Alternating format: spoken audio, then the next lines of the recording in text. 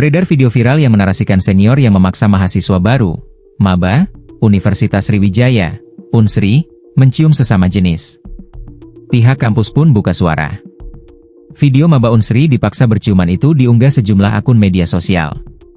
Di bagian awal rekaman, tampak puluhan maba diposisikan duduk saling berhadap-hadapan. Maba dipasangkan laki-laki dengan laki-laki dan perempuan dengan perempuan, kemudian terdengar perintah mencium kening teman di hadapannya. Sekarang prosesi penciuman, ungkap rekam sambil tertawa terbahak-bahak, dikutip dari kompas.com, Rabu, 24 September 2025. Hingga Selasa, 23 September 2025, petang, video senior yang memerintahkan maba Unsri berciuman sudah ditonton lebih dari ratusan ribu kali. Video aktivitas yang tidak lazim dilakukan di lingkungan kampus tersebut akhirnya panen hujatan dari warganet. Warganet menilai aksi perpeloncoan sudah seharusnya tidak ada lagi di dunia pendidikan, terlebih setingkat perguruan tinggi.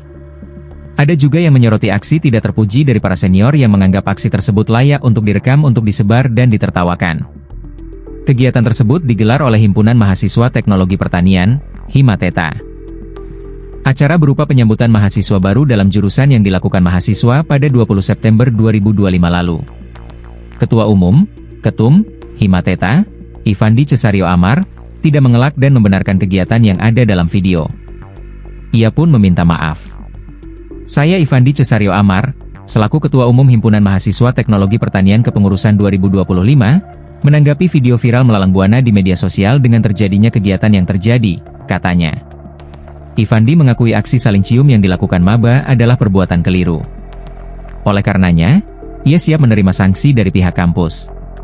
Dengan semua hal yang terjadi kami tidak memikirkan jangka panjangnya, kami mengucapkan beribu-ribu minta maaf, kami menerima konsekuensi yang diberi pihak kampus, katanya.